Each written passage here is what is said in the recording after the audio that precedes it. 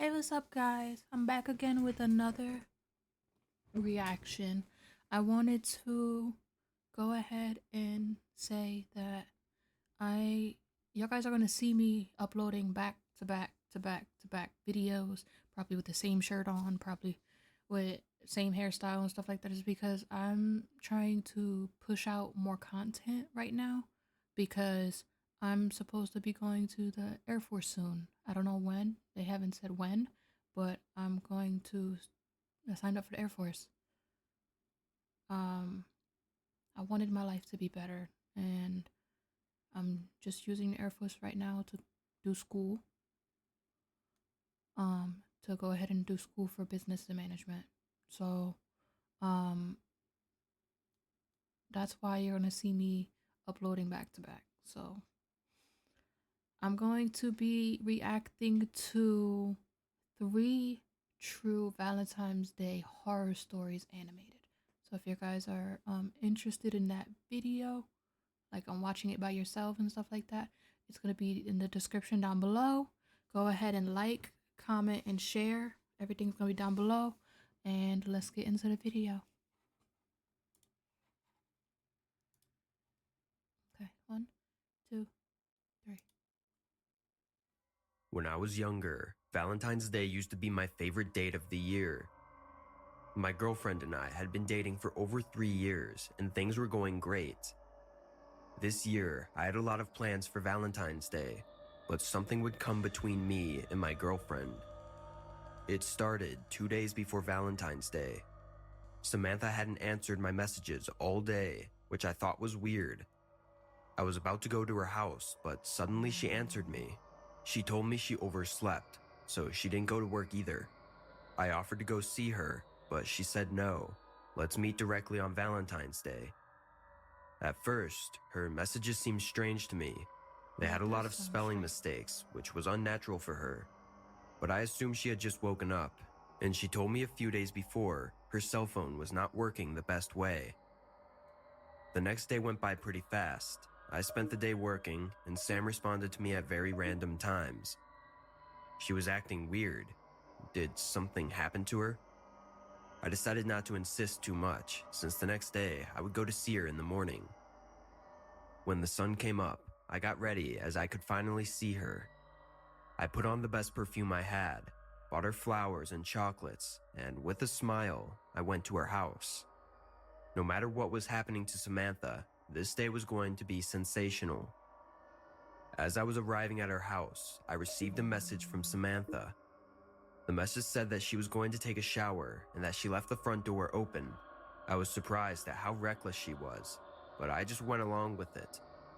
As I entered the house, I saw that the bathroom door was closed and there was a noise coming from behind it into the shower, so I sat down to wait for her. Suddenly, the door opened and steam came out of the bathroom, but instead of meeting my girlfriend, someone else appeared. A white, scrawny, and very tall man came out of the bathroom wearing my girlfriend's underwear. Wait a minute, did he say But the man or worst woman? thing, what surprised me the most, was his face. Oh, that's a dude.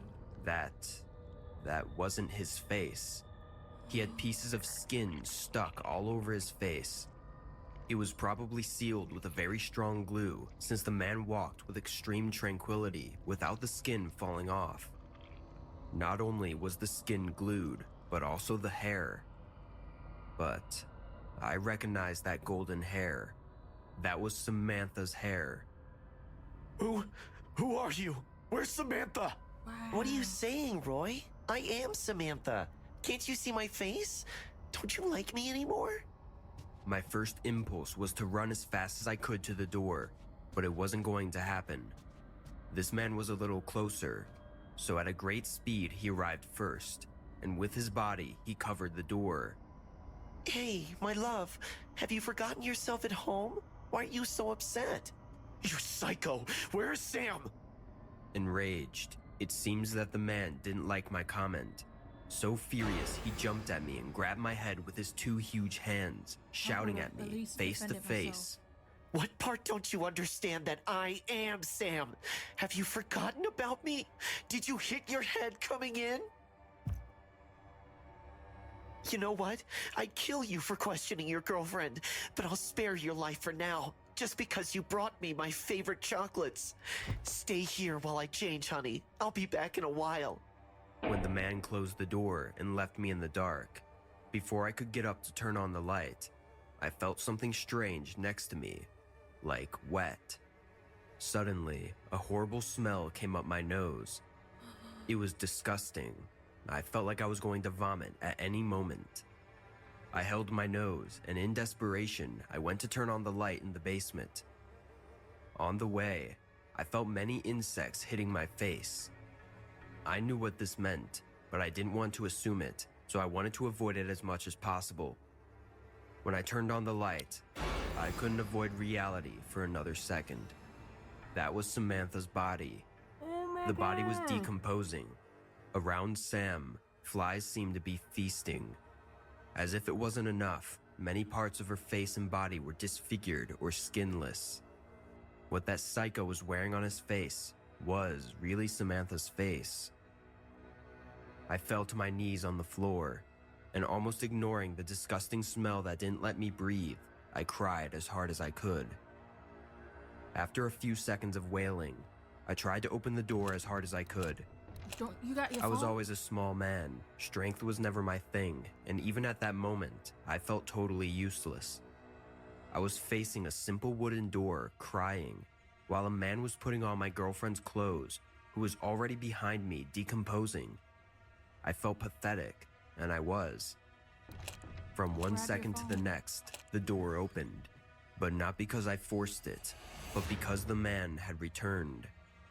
I'm back, honey. You! Ahead of me, knocking me down with absurd ease, the man who killed my girlfriend was standing in front of me. That man was wearing Samantha's favorite skirt with a black top that he couldn't even finish zipping up. Hey, I understand that you're very upset, but let me explain what happened. This man came into my house and tried to kill me. He told me he was watching you on the street, always dreaming of being your partner. Can you believe it? He came with the intention of killing me and pretending to be me. What a psycho. Furious, I stood up and lunged at him again. But again, it was pointless. The man grabbed me by the neck before I could hit him, and with one hand he lifted me up, only to throw me against Sam's corpse. Hey, honey, you shouldn't be so upset. I wasn't going to let this man come better between fight us. for your I life. killed him as soon as I saw him. You should have heard how he screamed. It was delicious. His screams still sound in my head. What an exquisite melody. I assure you, he suffered a lot before he died. You see, honey, I couldn't pass up an exquisite sound like that. I would've So before I tackled killed him, this. I tortured him. I don't care I what made it sure he is. survived Male, until the female. last second he could feel Animal. pain. Anyway, honey, are we going to a I feel nice like I'm restaurant? being- Ah!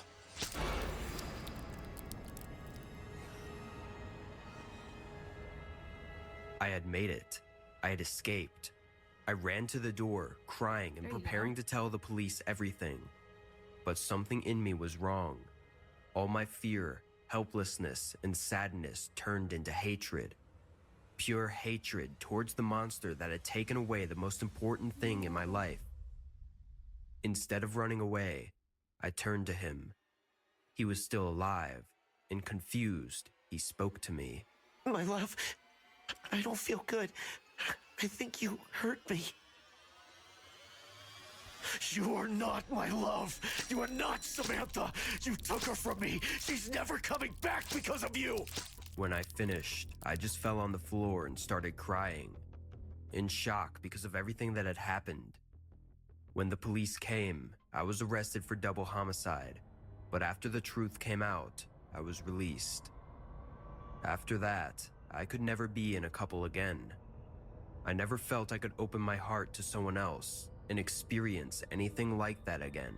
I would understand. Every too, not gonna Valentine's lie. Day is torture. Torture where in my nightmares I relive everything that happened that day. I recently started therapy. I hope someday to be able to heal, but in the meantime, I spend Valentine's Day locked up and alone, trying to face my memories. Hey guys, I hope you're enjoying the video. If so, please leave a like. And also, a small percentage of people that watch my videos are actually subscribed. If you want to support this channel and make this channel reach the 1 million mark, please consider subscribing. It's free and you can change your mind later. Enjoy. Do that for them and for me too. Go ahead and subscribe to my channel. Like this video and give it to like 500 likes or more. It depends on how much y'all guys like it. And if y'all guys like it, thank you. I'm trying as best as I can. This year I decided to do more videos on all three of my YouTube channels. Yes, I have three. I have a business channel on top of this one. I have this one, my business channel, and then I have a channel that I was using to make AI videos and then posting the AI stories and stuff on there. But I don't know if I'm gonna keep that one. I'm not sure, but I'll go ahead and put that in the description down below too if y'all guys want to go subscribe or watch some of the videos and stuff like that. But that story was crazy. I understand where he's coming from because I would be scarred to date because the person that I was in love with got killed by a crazy person and used her skin as a mask basically, and her hair as her hair. I mean his hair. Like that's crazy. Hope the person that they got this story from, and if this actually happened, I hope that person heals. And I hope that person has a happy life after that, because that's sad. But story number 2. Let's get back into it. There was nothing special about that night, except for the fact that it was Valentine's Day, and I wanted to take Julia out for dinner. It's been weeks since we have spoken to each other properly. She has changed since our daughter Dorothy died in an accident. You see, the loss has affected her differently. The way she is coping with this loss will surely destroy what is left of our marriage. Ever since the day our daughter died, she's been detached from reality. I suppose in a way, we all were, but my wife was different. Because She gave birth to couldn't her. or wouldn't come to terms with the fact that Dorothy was gone. Julia didn't sit in her bed crying for hours, nor did she spend every waking moment surrounded by photo albums or Dorothy's clothes. She didn't cry at all when the cops called to inform us that Dorothy was run over by a pickup truck while hitchhiking to a rock concert. Julia and I cremated our daughter. Yes, Julia insisted on it. I wish I never agreed. Now, she carries the urn around. She talked to it as if it was a real person. Comfortable? She murmured as she strapped it into the baby seat of our car just the other week. Sometimes death like that, I don't know how it feels to have a death of a child because I don't have kids, but some people that have a death of a child say that it hurts like hell. They said that they would never wish this on their worst enemy, and that's sad. And I hope if this story is real, that the person really heals from it. And death to me, it's how life is. People die all the time around this world. Yes, it sucks. Some people die too early and they die in crazy and traumatic ways, but that's how life is. And you should, yes, grieve, but don't continue grieving for too long. Just accept that they're gone and accept that life is going to go on, continuing to go on after they pass. You can do a lot of things with a person's grief. Like sometimes some people grief changes them. Like you could tell she on the video she changed a little bit after her daughter died. Like it affects her because at the end of the day she gave birth to her. So I would understand if I was a mother, but right now I'm not a mom. So yeah. But let's continue. I watched her through the rearview mirror, and my skin crawled. Needless to say, after that I stopped going out with my wife. I could see people talking about her everywhere we went. They would point her out silently and whisper among themselves. I used to feel bad for my wife, but now this routine is getting on my nerves. I am heartbroken You know what and he exhausted. should do, or she should do? Get like something like a necklace or a ring or a watch or something that you can make your ashes use for your ashes.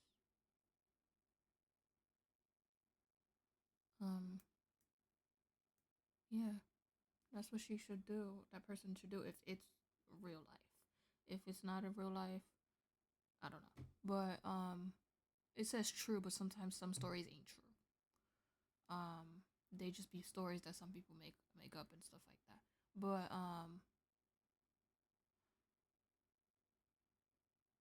yeah, if anybody's going through death, I am so sorry for your loss, and I'm sorry that,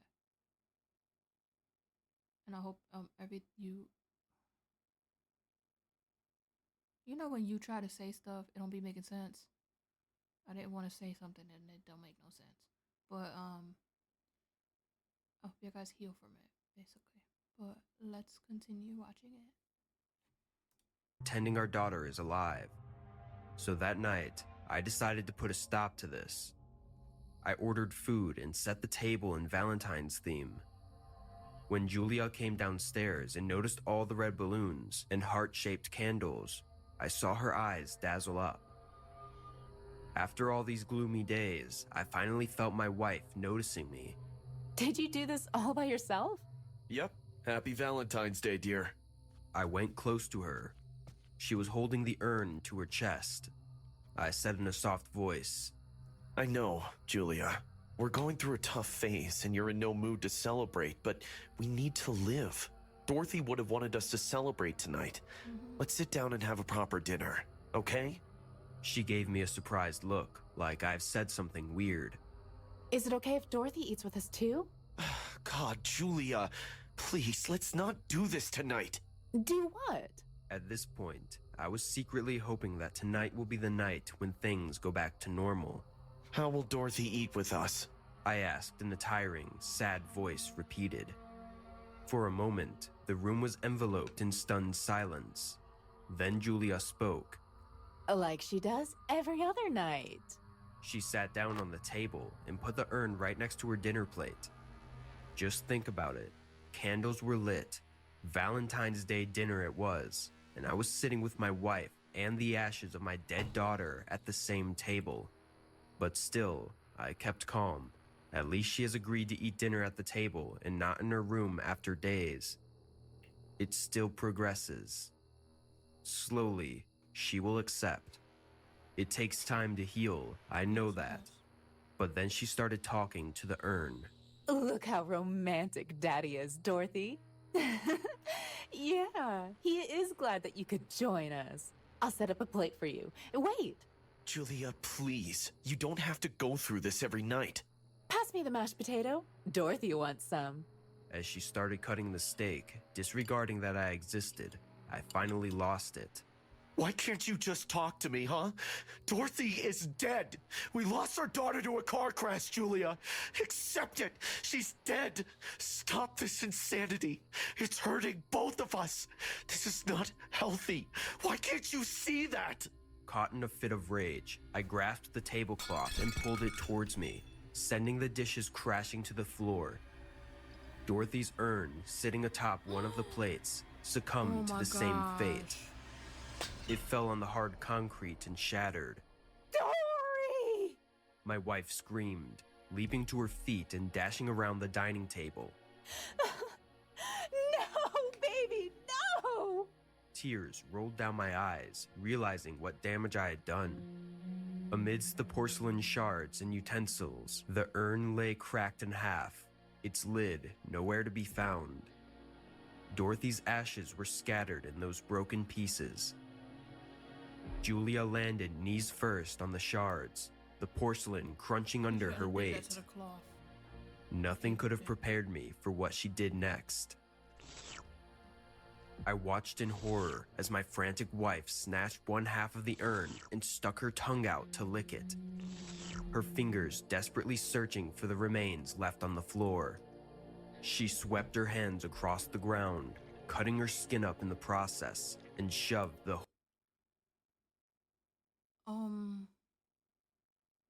That reminds me of, hold on, I'm gonna look it up. That reminds me of My Strange Addiction.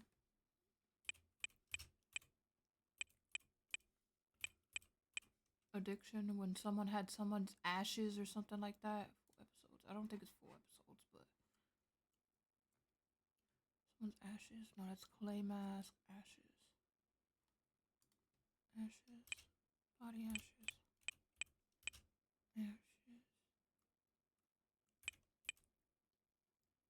Something with somebody's body ashes. I forgot what it was. I don't think it was eating it. Oh, here. Oh, yeah. My name is Casey. I'm 26 years old. I'm from Fayetteville, Tennessee. And I'm addicted to carrying around my husband's urn. Yeah. This person is like that. It's kind of like that. I take my husband everywhere. To the grocery store. Shopping. Ooh, babe, look at that. That's neat. To the movies. Out to eat. Anywhere I go, he goes. I sleep with him. Like, baby, I love you. When I go grocery shopping, I buy the foods that he likes. When I cook what he likes. I don't eat it, but I cook for him. If I'm watching TV, he's there with me. You want to watch this? If somebody says, hey, who is that? I'm like, that's just my husband. Some people laugh. They think I'm playing, but it's serious. That's my husband. Casey and Sean were married in 2009 after dating for 10 months. Everything I had ever wanted in a man was right in front of me, and it felt so great. They fell in love and was soulmates from day one. The 2.5 years.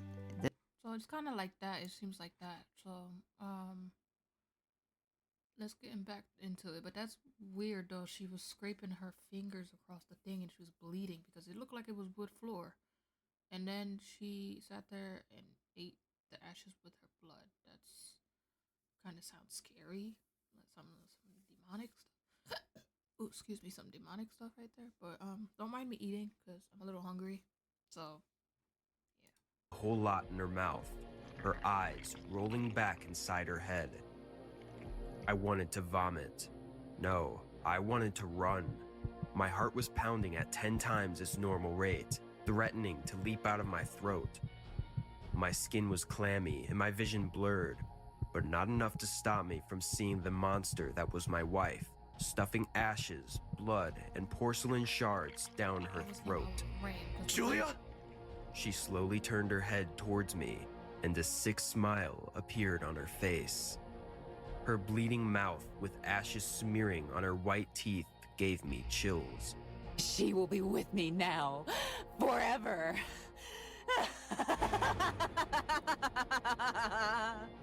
And went back to doing what she was doing. She really wouldn't be with you forever because you're eating her ashes, so it's gonna come out in your poop or in your pee or whatever comes out your body. It's gonna come out through there, and then she's gonna be gone in the toilet.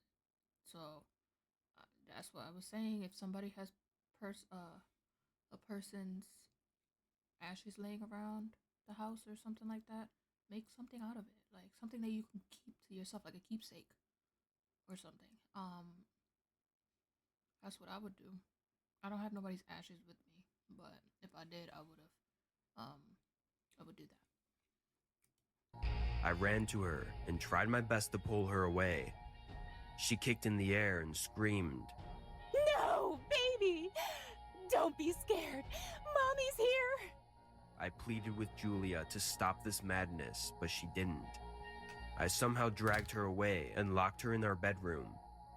She kept banging on the door until the paramedics arrived. It's been 3 years now since Julia has been put in a mental institution. Every Valentine's Day, I go to visit my wife with a bouquet of red roses. I will go this year as well, but I know she won't talk to me. She only talks to herself now. The doctor says she sometimes imitates Dorothy's voice and pretends to be her own daughter, as if she has these dual personalities. She has completely lost it, and I know I'm not getting my family back. So, if you have someone special to spend your Valentine's Day with, you better make it memorable for them. Life has never been kind to the hearts filled with love. My name is... That's very sad. Wow. Yes, if you guys have somebody in your life that you could spend Valentine's Day with, go ahead and don't take them for, don't take advantage of them being around, because you can lose them in a drop of a second. I'm not gonna lie to you, I just finished coming out of a breakup a couple weeks ago. Actually, not just finished coming out of it. I'm still having moments where I'm emotional, but it's not as extreme as it when it first started. Um, we was together for 2 years, going on 3.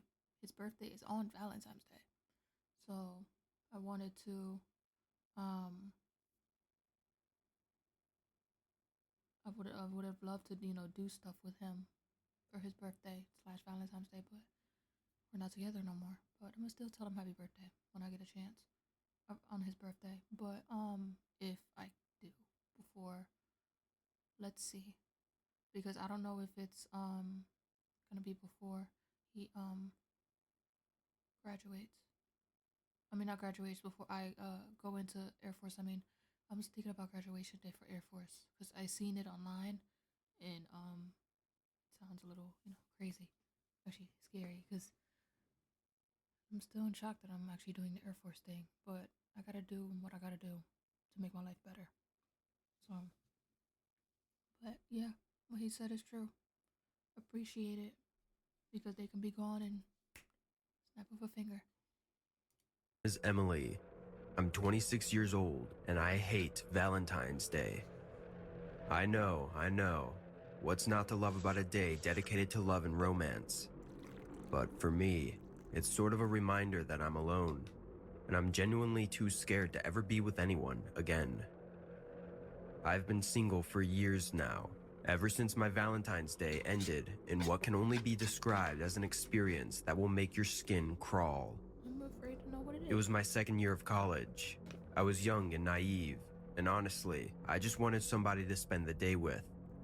I had just broken up with my boyfriend of several months, and I was really feeling down about it. As I walked to class, one of my friends came up to me and handed me her phone. She had something to show me. What's this? It's a new dating app.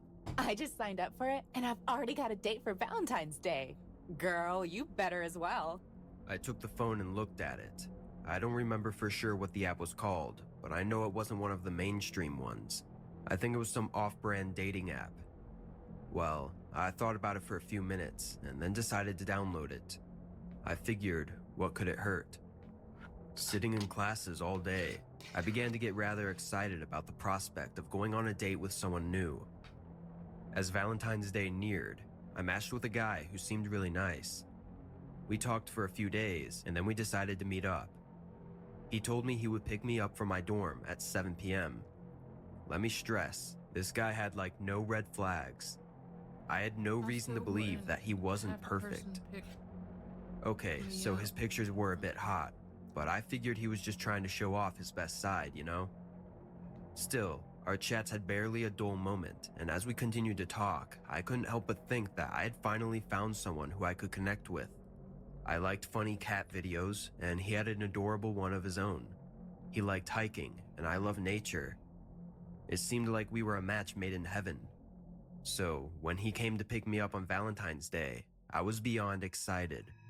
I remember waiting in my room, staring at the clock as it ticked closer and closer to 7 p.m.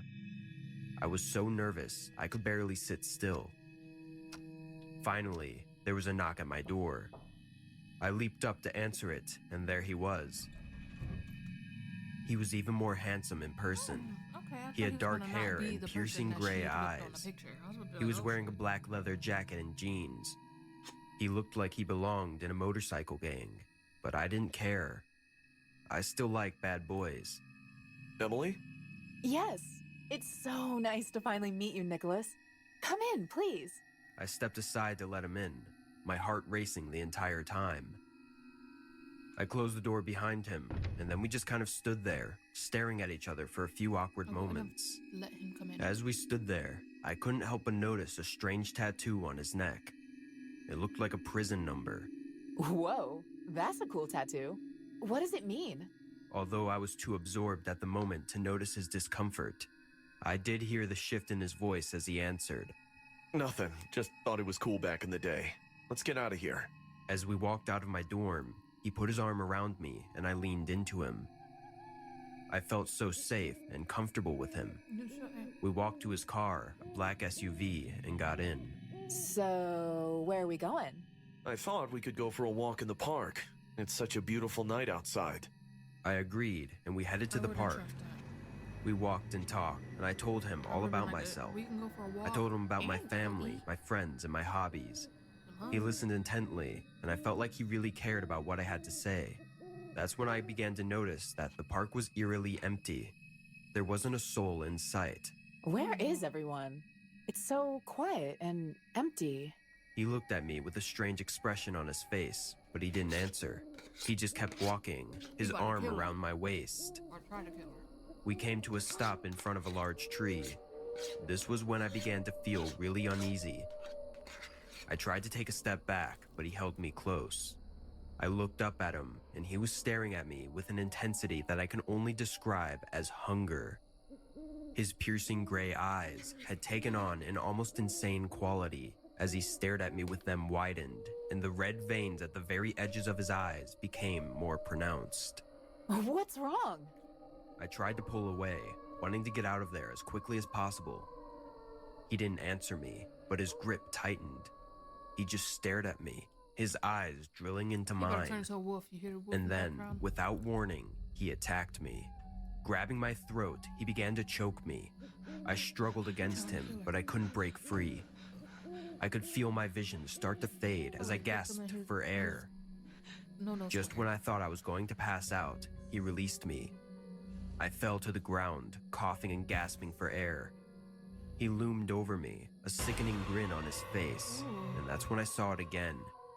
He grabbed his jacket and tossed it to the side. His prison number flashed in my mind as I saw what he had been wearing under his jacket, an orange jumpsuit. You're an inmate! He just laughed, a cold, maniac laugh that sent chills down my spine. Grabbing his face with his nails, he dug them into his skin and began to slowly scratch his face, starting from directly below his eyes till he reached his I would've lips. ran. As I'm blood sorry. began to run down his face, he just kept laughing. I was in pure terror at this point, and I scrambled to my feet and started to run, but he was too fast. He caught up to me and tackled me to the ground. I screamed as he began to choke me again. I thought for sure that this was it, that I was going to Girl, die. defend yourself. Smack him with that But stick then, behind you. Something. just as suddenly as he had attacked me, he stopped.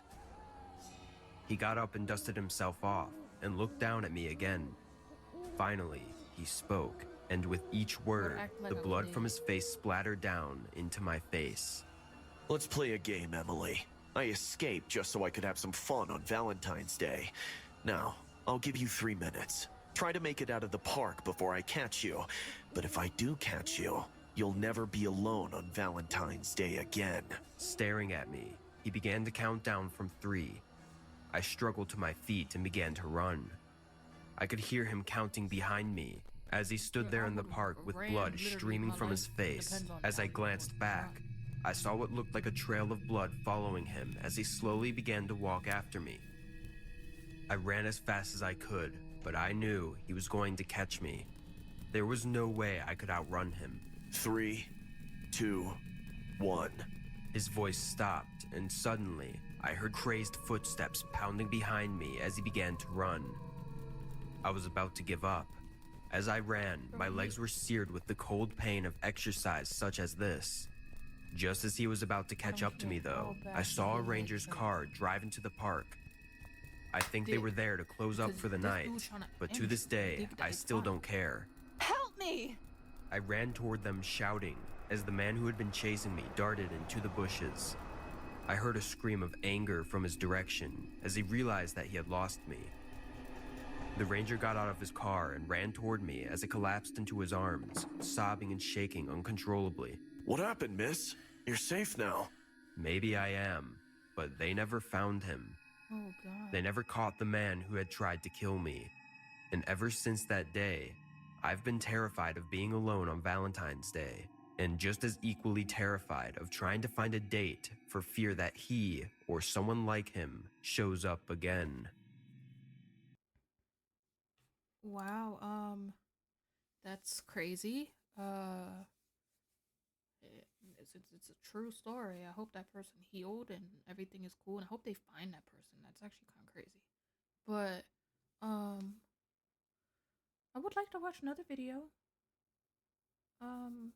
Another Valentine's Day themed video. We could find one that's not scary. So let's go ahead and Valentine's Day animation. No, that's horror. Do you want to do horror? Maybe not.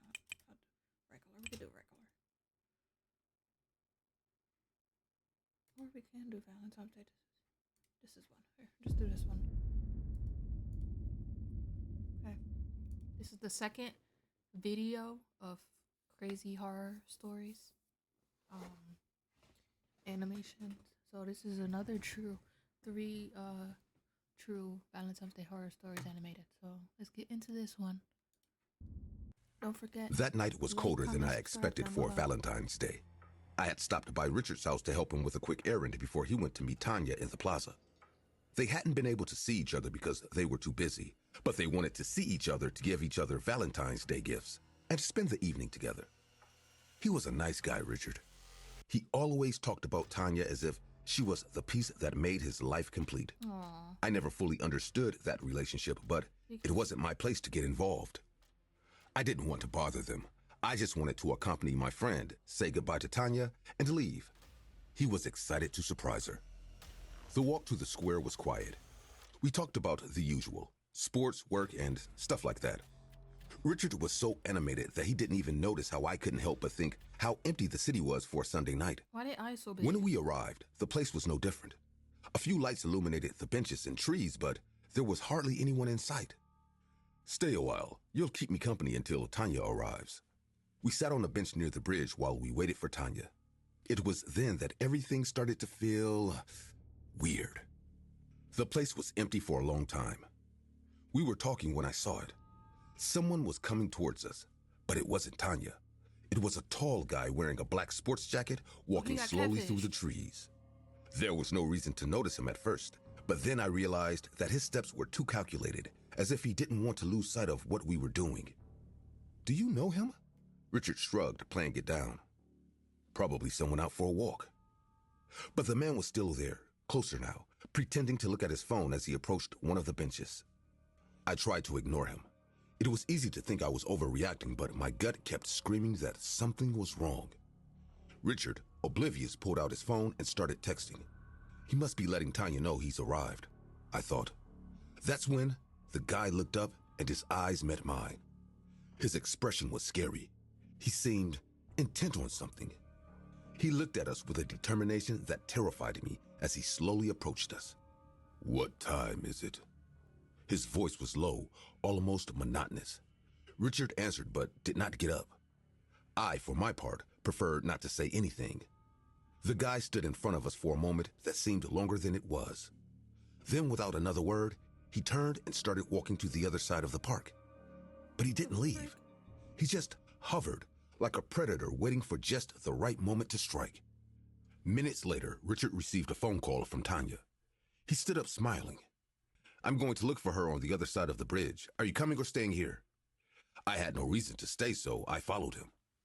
We walked together down the dark path while I looked out the corner of my eye looking for the guy we had seen earlier. And there he was. He hadn't left.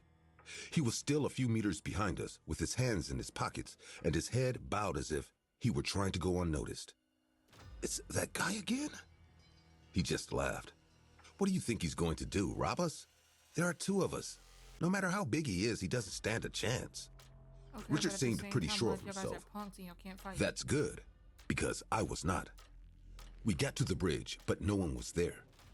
Richard checked his phone, frowning. Tanya said she'd be here. Just then, we heard rapid footsteps behind us. I turned just in time to see the man approaching at full speed. Dating websites. Before I could react, I felt a sharp blow to my head that left me dazed.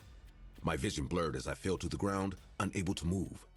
From there, everything became blurry, as if time had slowed down. Still on the ground, I watched as the man grabbed Richard by the neck, throwing him against one of the bridge columns. Richard tried to defend himself, but he didn't have a chance. The guy was stronger, and each blow he gave him was harder and more hateful than the last. I tried to scream, but my voice was barely a whisper. I struggled to get up, but the pain in my head was unbearable. I could only watch as Richard tried to escape, as he tried to use his arms to block the attacks, but the man would not stop. The last blow was the strongest. Richard fell to the ground, and the man pulled something out of his pocket. A gun. He aimed without hesitation and fired several times. Everything went silent after that. I thought he was going to come after me, but instead he put the gun away and looked around. Some people had run out when they heard the gunshots, but no one came back to help.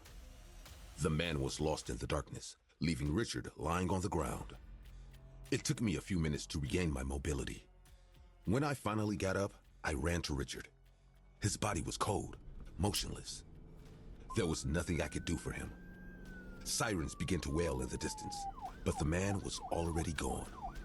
The police arrived quickly, but their efficiency was questionable. They asked me questions, too many, as I tried to explain what little I had seen. I had no idea who the attacker was or why he had done such a thing. All I knew was that Richard was dead and that nothing would ever be the same. The officers sealed off the area, but the answers didn't come. I felt helpless, carrying guilt that I didn't know if it was mine. Should I have insisted on leaving earlier? Would it have made a difference if I had? It was weeks before anything more was known about the case. The police discovered that the man who killed Richard was not a random stranger. His name was Reginald Coleman, a guy who had been hired by someone close to him to do the dirty work. The revelation came as a rude shock. Tanya had planned the whole thing. She had hired Coleman to get rid of her husband and collect the life insurance. I would have never imagined that someone so close to Richard could betray him like that. What hurt the most was remembering how Richard spoke of Tanya with such love. He had no idea what she was doing behind his back. How she was planning his death while he was trying to surprise her with a gift. Tanya was arrested and convicted, as was Coleman. But that didn't bring justice, at least not for me. Every time I walk by the park, I feel an emptiness in my stomach, a reminder of what happened that night. Richard was a good guy, and he didn't deserve that ending. I keep wondering if I could have done something to prevent it, but I know those questions lead nowhere. All of that remains now are the memories, the scars, and the bitter certainty that some people are capable of the most terrible things for little money. The park is still there, empty, just like that night. Sometimes I think of Richard sitting on that bench, waiting for Tanya, not knowing that his life was about to end. And I wonder if I will ever be able to stop reliving that moment. This story is based on the real case of Reginald Coleman, who was convicted for the murder of Richard Shook on Valentine's Day, 2010. The crime took place at Belton Bridge Park in Hall County, Georgia, where Richard Shook was found shot to death. Investigations revealed that the murder was the result of a contract killing orchestrated by Shook's wife, Tanya Shook, who conspired with her co-worker, Lenitra Ross, and hired Reginald Coleman to carry out the murder. Reginald Coleman was arrested and charged with malice murder and 2 counts related to gun possession in connection with the alleged contract killing. He pleaded guilty to malice murder and was sentenced to life without parole. Hey guys, we noticed that only a small portion of you are subscribed to the channel. If you really enjoy our stories, please follow us and like the video. It's free and it really helps us a lot to keep growing. We upload videos daily and interact a lot with our community, as we upload stories that you recommend us, and once a month, we upload your own stories. And to those of you who are already subscribed, we appreciate all your likes, comments, and your constant support. You are as much a part of SSG Animations as we are. And now, Back to the video. Okay. If y'all want to, go ahead and subscribe to them too. I like this story so far. It's crazy, and I feel bad for the dude. He died from his freaking ex-wife, and it's come to find out, I believe that those stories are actually true. People do be doing that, hiring people to kill their husbands because they want their money or because it's something else. Like, I think that's sad. That's not right at all. Like, that's not right. But let's continue. Oh, and like, comment, subscribe on my channel too. I'm gonna keep saying it because it's true. Let's get into it.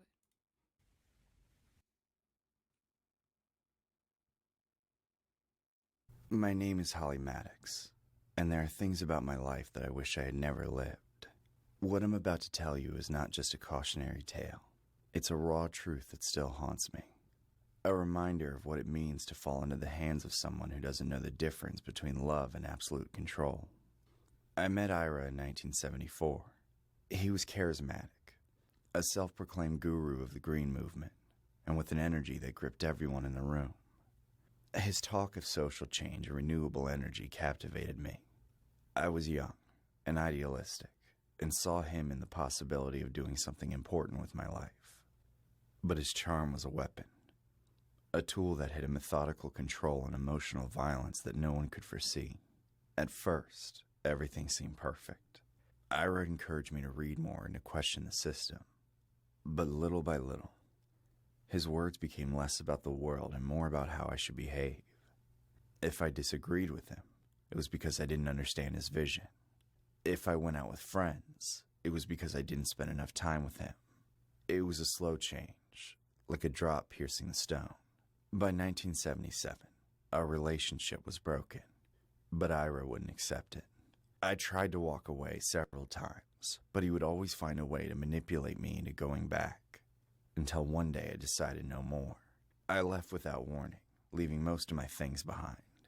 Little did I know, that decision would mark the beginning of my worst nightmare.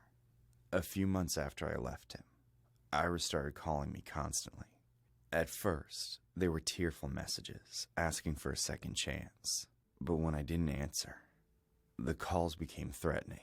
He said he was the only person who could understand me, that without him I was nothing, that I was never going to be anything, and that I was doomed to die like a heathen who had the chance to do something great, but didn't take it for fear of love. One night, while I was in my apartment in New York. Some girls actually fall for stuff like that. Like, I can't do that. I cannot do that. I was actually my ex relationship before the one that I was in. He was always being negative when it comes to me. He would always be like, "Oh, I'm stupid" and all that stuff. But I never let it get to me because I know I'm not stupid. I am smart, beautiful, funny. And whoever out there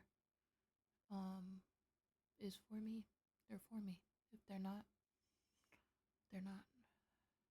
The only person that I pray to God all the time for that, for me to find somebody who understands me, who really loves me for me, and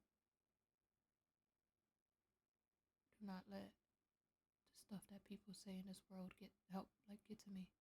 And it's everybody should be like that. Don't sit there if anybody says something like that to you. Have the confidence to leave and not care what they say.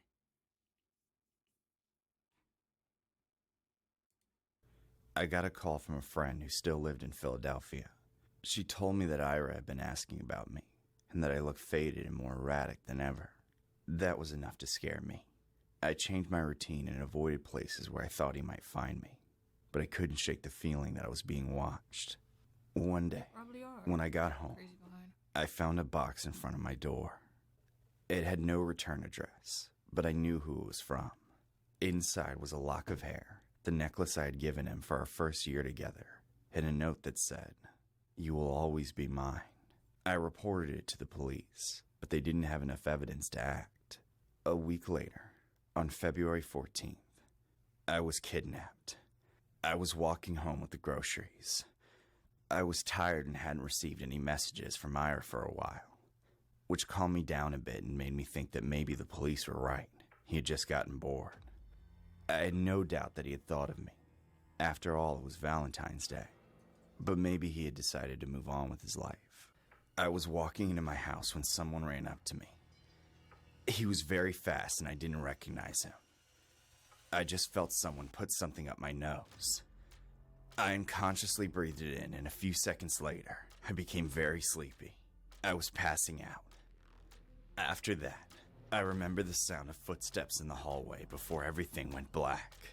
I woke up bound hand and foot in a place that smelled musty and confining. It was a basement. There was a dirty mattress in one corner, a table with rusty tools, and a light that flickered as if it was about to go out. Ira was there, sitting in front of me with a smile that made me shiver. Oh no. I knew you'd come back to me, Holly. You just needed a little push. He was talking very calmly, as if this was an everyday talk. I tried to speak, but my throat was dry and every word was an effort. Why are you doing this? Because you have to understand we're one. The world will never understand, but we're different. You are here because you belong to me. Your body is not yours. You are now a part of something higher. I tried to untie myself, but the ropes were too strong. Every time I tried, he laughed. Don't waste your energy, Holly. You're gonna need all your strength for what's coming. What do you mean? I'm gonna make you my martyr. Days turned into weeks. I replayed with my mind, making me question everything. He would tell me that no one was looking for me, that I had disappeared and the world had moved on. He would give me small rations of food and water, just enough to keep me alive. There were times when he would try to be tender. He would bring my things from the apartment, as if he wanted to recreate a twisted version of our life together. But then, when I refused to play along, he would transform. He would yell at me, hit me, then cry like a child begging for forgiveness.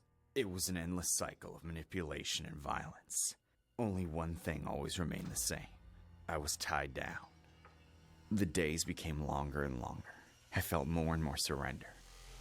Until one day, a glimmer of hope appeared. While he was away, I found a loose nail in the mattress. I spent hours untying the strings, praying he wouldn't come back before I was done. Finally, I managed to get loose. I could barely walk for lack of strength, but I couldn't waste the opportunity. I climbed the stairs carefully, trying not to make a sound. The basement door was locked, but I found a metal bar that I used to force it open. It took me several tries, but it finally gave way. As I came out, I saw him. He was in the kitchen, his back to me. I didn't think at all. I just ran to the front door. But the noise alerted him. Ira screamed my name and ran after me. I reached the street screaming, calling for help. But it was an isolated area and no one was there. He reached me and grabbed me by the hair, pulling me to the ground. I fought with all my strength, biting, scratching. I managed to stop him for seconds, but it was obvious that he was the one in control. I ran as fast as I could and did something he definitely didn't expect. He always counted on me to be fearful, to not take any risks. That was how he kidnapped me, how I could never get away from him. But this time it would be different. Instead of escaping down the road, I threw myself down the slope of the forest. I tried to run, but at that speed, I fell and my body rolled, bruising and cutting my whole body. When I reached the bottom, I was injured and battered. I was malnourished. I could barely walk from so many days of eating so little. But none of that mattered. I was alive, and he had not dared to follow me. I walked for several minutes until I found a nearby village. The first thing I did was ask them for a phone number to call the police. Hours later, the police found the house and discovered everything. The tools along with the notes he had written, planning every step of my kidnapping. But Ira was gone. It was weeks before he was caught in a small town in Canada. Good, he got caught. He tried to justify himself, saying he had done it all for love. But no one believed him. He was sentenced to life imprisonment without the possibility of parole. Years have passed since then. I talk about my experience so that other people understand that love is not control, and that no one has the right to possess another person. And even though Ira is behind bars, I'll always live with the shadow of what he did to me. But I'll also live with the strength I discovered in myself, a strength I never knew I had, but that now defines me. This story is based on the tragic case of Holly Maddox, a young woman whose life was brutally cut short in 1977. In this reimagined version of events, Holly survived after being abducted on Valentine's Day, escaping her captor and starting anew. However, reality tells a much darker tale. On Valentine's Day of that year, Holly disappeared, lured by her former boyfriend Ira Einhorn, a self-proclaimed counterculture icon. Months after her disappearance, Holly's decomposing body was found stuffed in a steamer trunk inside Einhorn's Philadelphia apartment. The trunk had been concealed for over a year, with Einhorn attempting to mask the stench using mothballs and air fresheners. Following his arrest, Einhorn managed to escape the U.S. and spent decades as a fugitive in Europe, living under false pretenses. He was eventually extradited in 2001 and convicted of Holly's murder. Her story serves as a harrowing reminder of how even a day associated with love and affection can become a prelude to unimaginable tragedy. That's messed up. That is messed up and crazy because, like, people are the type of people that's like that. Stories like that too. Hold on real quick, guys. My bad.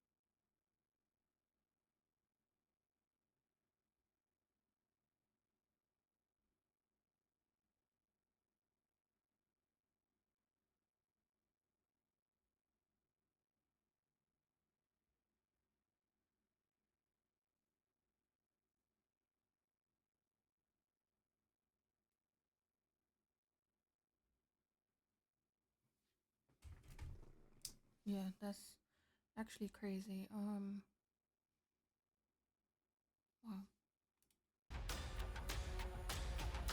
Last year on Valentine's Day, my fiancée Rhea died in a car crash. She and I were engaged for 4 months and dating for 6 years. She was my high school sweetheart, and we were about to tie the knot in a few weeks. But her death devastated me. I was in depression for several months and found it hard to cope with her loss. Now I'm a lot better. My family and friends keep suggesting I start looking forward to loving again. I'm just 26 after all, and I have a long life ahead of me.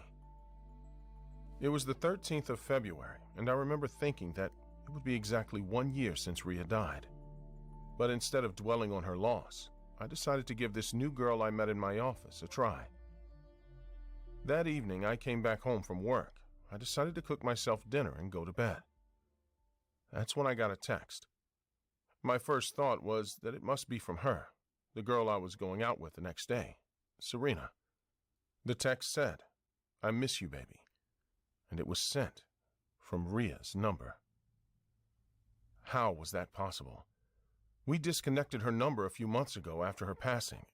How was I getting a text from her number? Did someone else get her number by chance? Yes, that must be the case.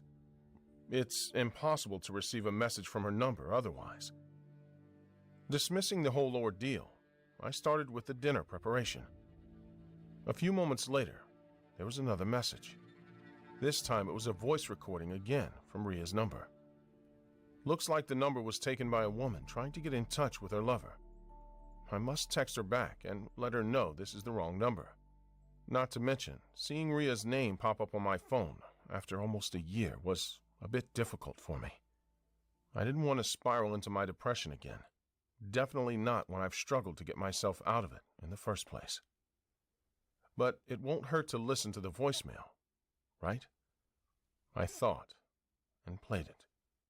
Hi, babe. It's me, Rhea. I hope you haven't forgotten about me yet. I just wanted to wish you a happy Valentine's Day in advance. I know I couldn't wish you last time, given the circumstances. But I want you to know that I still love you. I could forget everything in the world, but not that voice. It was Rhea. How was it possible? I had no words. Saying I was shocked would be an understatement. I didn't know what to do, and to be honest, I was a bit scared too. I ignored the message and put my phone aside. I started with my dinner. Almost an hour passed without any new message. I plated my food and moved into the living room to turn on the TV. That's when my phone buzzes again.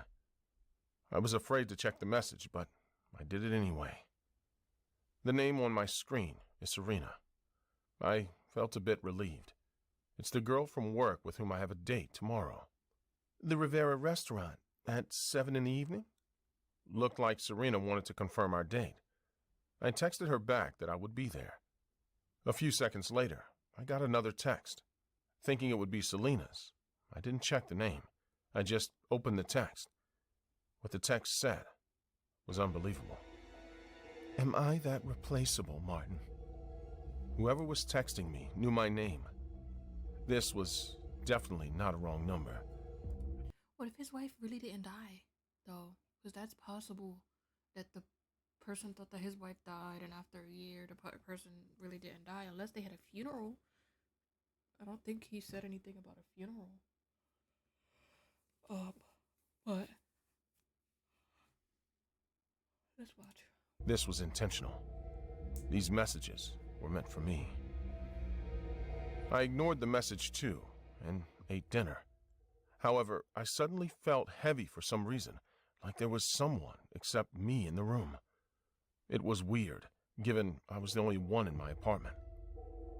I watched my TV, but from the corner of my eye, I saw a black shadowy figure of a woman walking towards my bedroom.